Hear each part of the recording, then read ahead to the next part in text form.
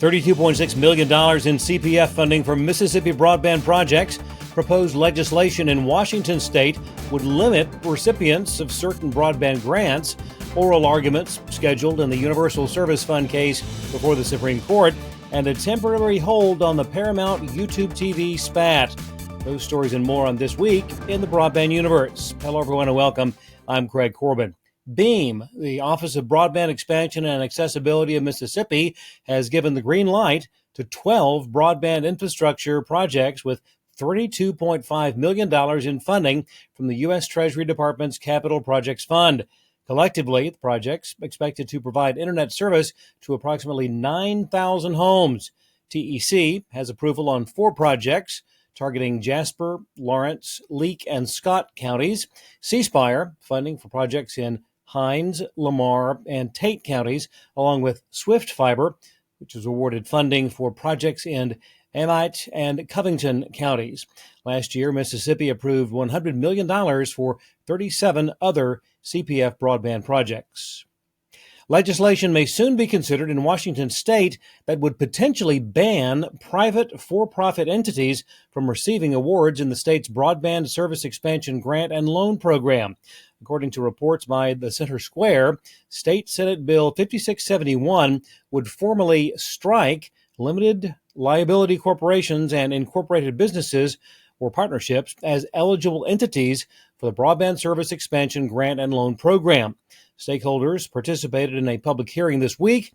Some observers have noted that any question of eligibility would be secondary since most money in the program has previously been awarded by Washington's Public Works Board. Oral arguments before the Supreme Court in the Universal Service Fund case of FCC versus Consumers Research have been scheduled for Wednesday morning, March 26th.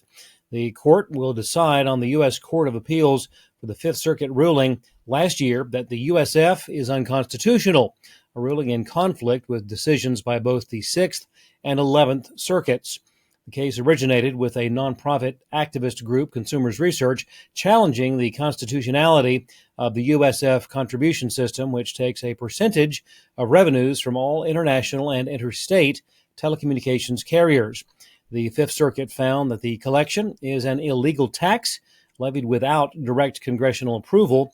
NRTC, NRECA, and CFC, along with numerous other organizations, signed on to a brief for the Supreme Court focused on the negative effect declaring the USF unconstitutional might have on rural America. NXP Semiconductors has agreed to a $307 million deal to buy U.S. edge AI chipmaker Kinara. Kinara specializes in energy-efficient neural processing units, or NPUs.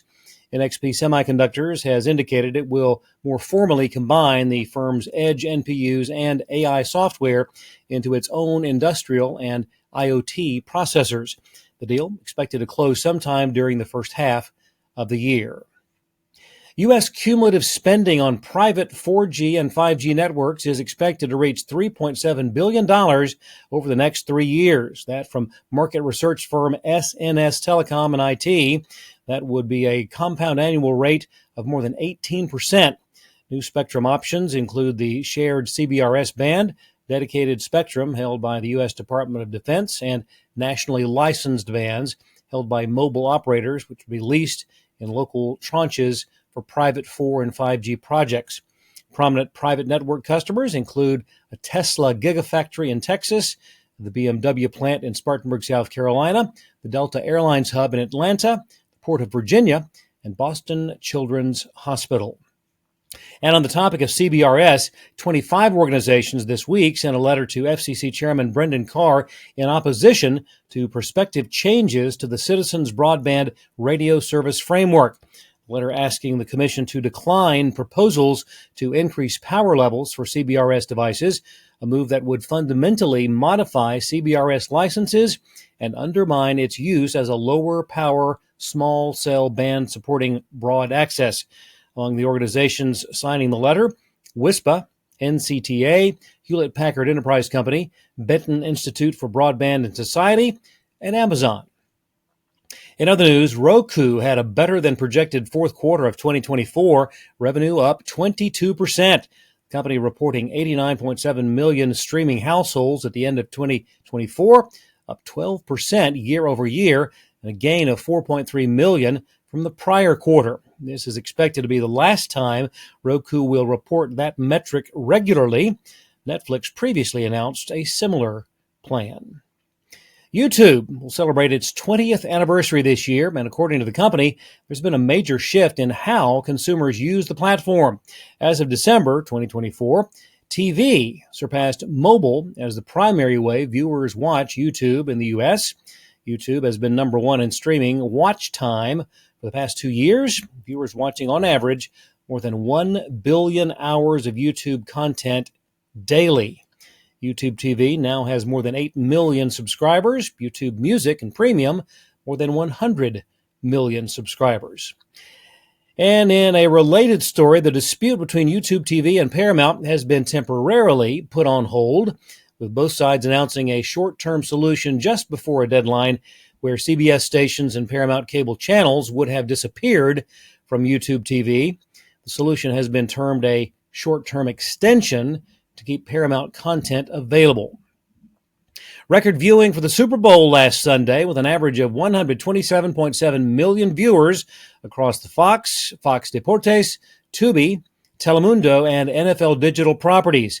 Viewership peaked in the second quarter, a record 137.7 million sets of eyes. Interesting numbers from the top 25 DMAs across the country. Kansas City viewership over-indexed by 11%, Philadelphia over-indexed by 9%, but those DMAs were both outperformed by Minneapolis at plus 13%, Boston plus 14%, and the number one DMA viewership over-indexed, Pittsburgh plus 25%. Gross revenue from ad sales for Fox Corp, $800 million across all platforms. And finally, NASCAR's 2025 season kicking off with its Super Bowl event, the Daytona 500. Fox Networks will air 12 races this season, including the Daytona, and NBC Networks carrying the last 14 races of the season, including the NASCAR Championship race, November the 2nd in Phoenix. Now, what comes in between the Fox and NBC coverage this year will have a very different look. This marks the first year of NASCAR's 7-year, $7.7 billion rights agreements with TNT Sports and Amazon Prime Video, with each broadcasting 5 races, highlighting Amazon's slate, the Memorial Day race in Charlotte, along with NASCAR's first international points race since 1958. That one will be in Mexico City. TNT will air races including the June 28th night race at Atlanta Motor Speedway.